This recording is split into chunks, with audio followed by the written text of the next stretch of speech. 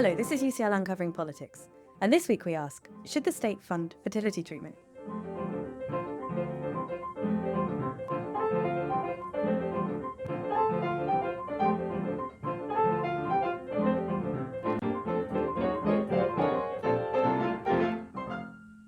Hello, my name is Emily McTernan, and welcome to UCL Uncovering Politics, the podcast of the School of Public Policy and Department of Political Science at University College London. When we think about funding healthcare, our minds often go straight to hospitals, waiting lists, and the problems of limited resources. What about fertility and the right, or perhaps the hope, to have children? Should the state pay for fertility treatment? Well, that depends on what kind of good fertility treatment is. Is it simply one bit of healthcare to be funded alongside cancer treatments?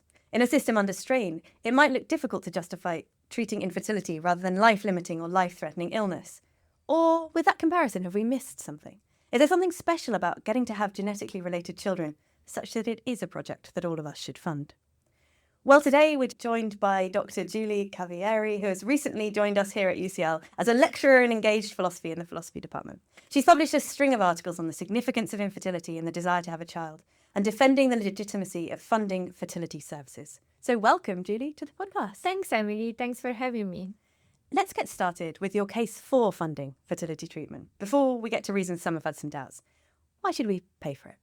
Thanks, Emily. So, excellent intro. And you're right that there are lots of people who are at least skeptical or opposed to funding fertility treatment. So, I personally think that this sort of desire for having children, it's really important because to some people who have that desire, satisfying that desire contributes to their well-being.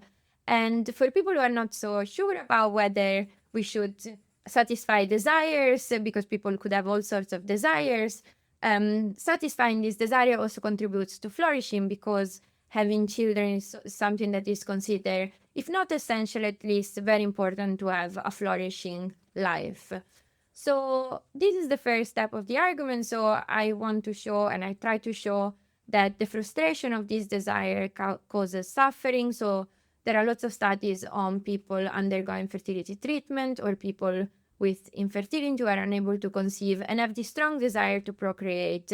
And to them, the frustration of this preference or of this desire sort of negatively affect their well-being. So I think this doesn't justify funding fertility treatment by itself, because people have all sorts of preferences, but it gives us what we call in philosophy pro tanto reasons, or reasons that can be countered by other considerations to consider the satisfaction of this particular desire. So this is the first step of the argument. Great. So the first thought is something like it's going to help alleviate suffering, it's going to promote well-being and flourishing. What do you say to people who point to the literatures on how having a child leads to a dip in your satisfaction, basically until they leave home at 18? Is that a worry for you empirically, or do you hope we can get around it? That's good. Yeah, I get often this objection, especially at like dinner parties, like they make my life miserable. So I think the idea is, I mean, there is lots of literature which is interesting on regret, and it's important that this literature is also becoming a bit more known so that people are aware that it's not that just joy and satisfaction. But I think here is interesting because it seems that people's well-being goes down as when they have children, but sometimes the sort of like meaningfulness is matched up by, so it sort of like goes up. So people say it's not pleasurable, but it's something that contributes to meaning in life, sense of self, developing as an autonomous person. So in a sense, it's true that there are these studies that says that well-being is negatively affected once we become parents, but actually is countered by these other considerations about flourishing, I think. Great. So meaning is the focus. I guess it's that thought that on your deathbed, right, you want to be surrounded by your children and not whatever hobby or something like this. Is that the thought? No one wishes they spent more time at work. Yeah, maybe that's the thought. Even if I always think like, should we give epistemic value to the like preferences on the deathbed? But yeah, maybe. Yeah, maybe deathbed preferences are really poor judgment. I was actually thinking of another bit of philosophy that often comes up in the context of choosing to have children, or thinking this is a preference that you have, which is the thought that this is a transformative experience. This is a bit from L.A. Paul, who thinks that certain kinds of decisions we make, including becoming a vampire and having children, lead you to being such a different person with different preferences that it's very hard and you can't really know what it's like, that it's very hard in advance to tell whether this is something you want for yourself.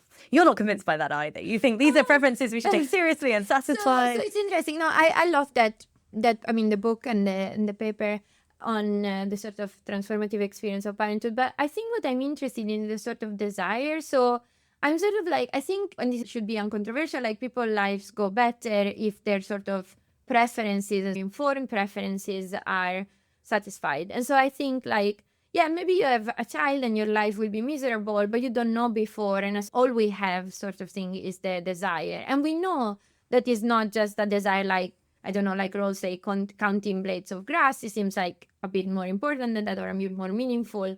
So I think, yeah, why not? Maybe. Great. Okay. So we've gone back to meaning. So there's something about the meaningfulness of this decision and the meaning it gives in your life, which sounds, I'm sure, very plausible to lots of our listeners. But you're telling us that's not enough. That's not going to get me an argument for funding this stuff. Why is that? So, yeah, actually, the paper that inspired me to think about these things is your paper, Emily, on the fact that people have all sorts of preferences and desires. For example, they might have very strong preference to have intimate relationship and these, or like the value of friendship, romantic partners. They can have sort of the preference to have a certain type of career. But we normally don't think that the state should fund all these, first of all, because we have limited resources, but also because there is this view in political philosophy where the state should be neutral among conception of the good. So if, for example, the state decides all of a sudden that what matters are intimate relationship and just focuses its resources on like promoting this good, then at least some political philosophers say that it fails to treat the citizens as free and equal. So there is this sort of neutrality-oriented worry that... So this is a thought that if you have a kind of conservative government that says everyone should get married, I'm going to fund loads of marriage programs, this is the best way of life. There's something very objectionable about the state making those choices for you. Exactly, yeah, exactly that. And I think it's similar with children, especially because lots of people do not want children. Children don't feature in their conception of the good. And I think it would be objectionable for the state to impose these.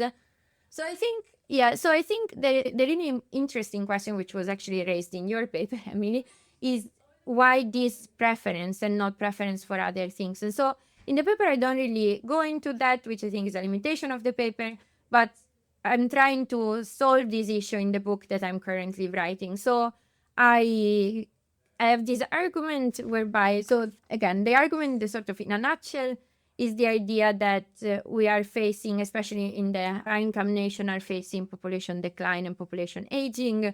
So in the sort of high-income nations are going through some changes in the structure of the population with a higher proportion of older people, and also fewer children are born than people are dying, so the population also declines. So the worry is that in order to sustain our aging populations, we need people who pay taxes that can be invested to sustain healthcare and other institutions such as pensions and so on. So this is how many states, many welfare states at least, work. And so the idea is that we need children to contribute to our pensions, healthcare, and so on. So we need a constant supply of new workers. And now we have this happy thing happy accident whereby some people really want to have children and we really need children. So my suggestion in the book is that we treat the preference to have children or the preference to have genetically related children as a prudential public good. So a good that is prudential to foster, given that if we have fewer children, our lives need to change significantly, and so do our institutions. So this is the sort of thought that I'm trying to develop in the book. So it's a philosophical defense of the pro-natalist tendencies that we're seeing coming out in politics. Is that right? We do need more kids. People are going to have to start having more kids. I know pronatalism is not very popular among philosophers and especially among feminist theorists. But I do think that it shouldn't be imposed. It should always align with people's desire. But it's true that some people also, I mean, these studies might be not reliable because they are based on self-reporting, but consistently people say that they want to have children and they can't, or they want to have more children than they actually have. And now the structure, for example, the labor market changed so significantly that people graduate, so more people go to university, so they start their career later. It takes longer to achieve financial stability. So it might be that all these reasons contribute, this is one of the hypotheses, lowering the birth rates. But this doesn't necessarily align with people's preferences. So yeah, it's a sort of like cautious defense of pronatalism. I love it. I guess one question people might have is, why does that get us funding fertility treatment and not, say, fixing the fact that doing a job and having a child is really, really hard or impossible given the cost of childcare, or ensuring that the fertile get more money to have more children? Why is the right use of resources fertility treatment for people who aren't able to have children? So that's an excellent question. I also, so I don't think that the two are mutually or the three, the four are mutually exclusive. So I do think that when you have so-called pronatalist policies, for example, free childcare or education and so on, these help, especially cis women or women in general that are responsible for the sort of biggest share of raising children. So you help women and you also promote children's well-being because they are less affected by, for example, their parents' financial situations and so on. So all these policies are very important, and this is a sort of a way to protect certain interests, such as the interest of mothers and the interest of children. But I do think that, first of all, this doesn't seem to be enough. So even in countries that have enacted these policies, the birth rates haven't changed significantly. It's maybe too soon to say. There are debates about this, but consistently they have sort of failed. And so I'm not saying that funding fertility treatment would single-handedly solve birth rates. Is this case whereby certain people have this kind of desire and there are impediments or obstacles to satisfying it, and the state could help. So in this sense, I think it's very different than, for example, the desire to have intimate relationship or to have a career, because it generates positive externalities that potentially these other projects do not generate. So that's the idea. So since I'm the one project amongst many person in the room, as Julia's given away, I guess one might think that the way you're describing what you're calling a prudential public good is going to apply to things like careers and possibly even intimate relationships. So this is a thought that they have these good effects for all of us. So I guess in the case of careers, if you're really into your career, you make more money for the tax man. That benefits us all. If you have an intimate relationship, we know that then your mental health and physical health will be better, particularly if you're a man. So you might think those two are going to get funded on your picture, insofar as we need funding for them. Yeah, so I'm actually, so this is an excellent Which might not be point. a problem, right? This might be fine. No. I mean, it's an excellent point, and as I said, like, you inspired basically the whole book. So that this paper inspired, so you should link it.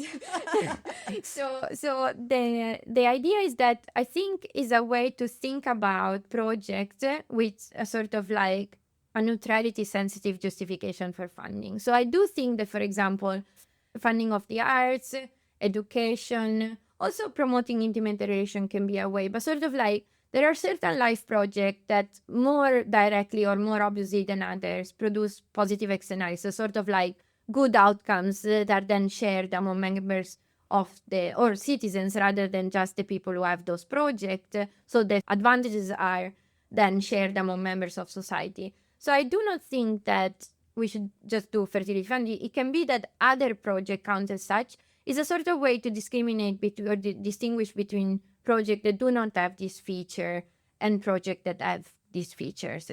That's the idea. And I guess if you add on your meaning condition, then we get even a bit more specialness maybe about the case of having children, potentially. Yeah, so insofar as people find that profoundly important for meaning. Yeah. So I am of that view, but I can totally imagine an Emily McTernan pushing me on the view that people find meaning in intimate relationship and career.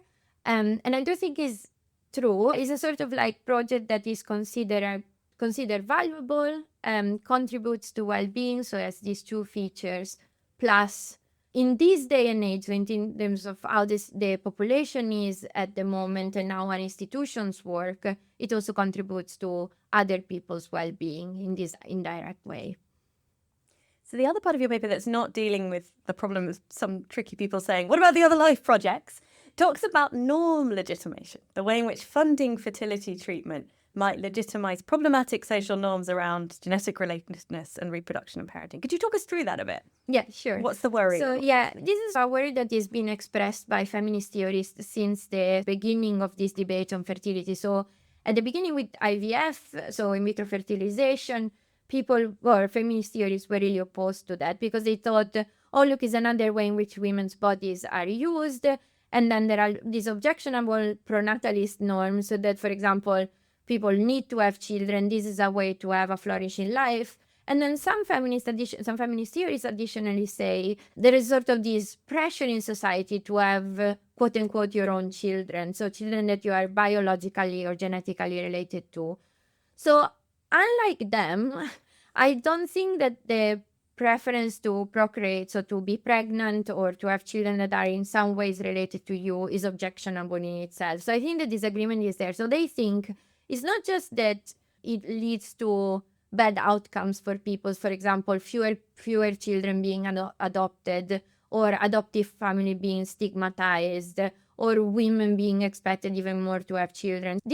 I agree that there can be some of these implications, but I don't think there is anything wrong in itself with the preference to have biologically or genetically related children. Whereas I think they sort of see that as focusing too much on genetic ties, and that there is something wrong with that. Whereas I see it a bit as, like, for example, like heterosexual preferences. So obviously there is a connection between people having heterosexual preferences in romantic relationship and homosexual people being stigmatized as a result. But I don't think there is something inherently wrong with, for example, as a woman preferring to date men or vice versa. Just so that's the idea. But not wrong. Is that the thought? Yeah, that's the idea. And then I think we should work on the sort of implications of these, for example, for adoption and so on. But I do not think that there is something wrong in itself with the preference. The preference to have genetically related children. Yeah. Okay, great. Which is controversial in philosophy, but may not sound controversial to people outside philosophy. So I guess the thing that worries the people inside philosophy is something like, then people won't adopt? Is that right? So the thought is we have lots and lots of children who need a loving home. Yeah. Wouldn't it be better if we decentered our focus on genetic relatedness and instead gave existing children a good home? Yes, so that's an excellent point. And people worry that fewer children will be adopted as a result. For example, if we fund fertility treatment, all the people with infertility that might have adopted, they would go for fertility treatment. So I have a response to this in the book, and I have this paper on adoption that is currently under review. But I do think that the state has obligations towards children in need and children in need of adoption, for example. But I do not think that these obligations amount to ensuring that there is a sufficiently large pool of available parents. So I think the state has obligation towards children, and the state has potentially obligation towards people who are infertile. That's part of the debate. And then I think these things can be fulfilled in different ways, so these obligations. So, for example, the state should ensure that children in care have adequate conditions for flourishing, so that they are well looked after. And this might mean, for example, improving the institutions they are in. But I'm not sure that justice requires the states to provide children with adoptive parents. So I think this is a stronger claim and would be like a sort of very demanding view of what justice requires. So I think, it might be, even if I'm not sure empirically, that funding fertility treatment moves some people who would adopt towards fertility treatment instead. But I just don't think that not funding is a solution to the adoption problem, so to the children who are struggling and are not being adopted. I guess feminists might be worried about another pernicious norm, since we're talking about the pronatalists, which is this essentialist view of women. Right, that the goal of being a woman is to have babies of your own, to gestate them. And so we should pour resources into ensuring as many women as possible do this. Are you at all swayed by the thought that a state aggressively funding fertility treatment in the way that I think would come out of the kind of arguments you're giving us, if it's really a demand of justice that we provide this, is that going to encourage that view that women's purpose is babies? Yeah, so again, excellent question. And I'm a bit ambivalent on this, and so I might as well just not be too strong in my reply. So I think it is a worry, especially the essentialist view that you were talking about. So the fact that women sort of have to fulfill a certain social role in society, which is to become mothers, and then also the primary care of the child. And I'm also of the view that funding a certain service, also health services, is like expressing support for example, this particular project. At the same time, to avoid this sort of like pernicious implications, we think that we are best placed in judging what women should do, which I don't think sits well, again, with some feminists, and I think I'm one of them, because the idea is that we say, well, we know what's better for you guys, better than you know, and so we don't want to fund this treatment because we're worried that you will be under increased pressure to procreate. So this is true, but this is also true that women, it might be because of social norms, but women are suffering as a result of infertility. So I think it's like quite a strong position to say, well, your suffering is just created by these social norms. If these social norms cease to exist, then you'll be fine. This might be true, but there is also the problem of like transitioning from the society we have now to that kind of society. And in the meanwhile, I'm not sure that disregarding the preference is the best way to go. So we have a transitional justice reason to continue to fund fertility treatment, even under a heteronormative regime, is the thought. Yeah, ideally, we get beyond that regime, but if we don't, then at least we've got this for now. Yeah, that's maybe the thought. Fantastic. That's nice and clear. Okay, let's talk a bit about like how much are we on the hook for here? Do you have a view on the scale of funding you're arguing for here? So yeah, that's interesting because I did a deep dive into like fertility policies in high income countries. And I realized that even countries like the UK which fund fertility treatment, they fund so few cycles. For example, one cycle of IVF, or they ask, like in Italy or in Belgium, they ask people to fund part of the treatment. So for example, yeah, the state pays, but actually if you look in the fine prints, you realize that people who want to have children have to invest quite a lot of money in these. So I try to do some sort of like baby health economics in the book and try to think about what's the most cost-effective way to go about this. And it seems to be that what I would recommend if I was not just an armchair philosopher would be 6 cycles. And so 6 cycles of IVF. And the reason for this is actually that many people do not conceive on the first cycle. So for some people, especially older women, where there is the highest demand, one cycle is basically like completely useless because it's very unlikely for IVF to work on the first cycle. So then we need to think what are the chances versus not going through like a too invasive treatment, because IVF is invasive. And so I think like I did some kind of modeling, and I think 6 cycles, at least according to certain views in health economics, is the one that produces the most live births among the group that is in most need, which is older women. So that's the idea. So I don't want to advocate for a sort of like unbridled or like covering everything type policy, because I also think there should be sort of resources that need to be allocated somewhere else, and there might be reason to stop at some point in a sort of paternalistic way. But I do think the 6 cycles provides the best chances to the population that is, let's say, most need of this kind of treatment, even if I don't think is a need, but it's sort of like who benefit the most from this treatment. That justice requires that we provide to them. I think it's a little stronger than it would be nice to do this in your picture. Is that right? So I think, so justice, yes, but I do not think it's a requirement justice. So I think it's this public good view. Because certain people have these preferences, and because we consider this preference to lead to valuable outcomes, then I do think the state should fund because of that. So this is the first part.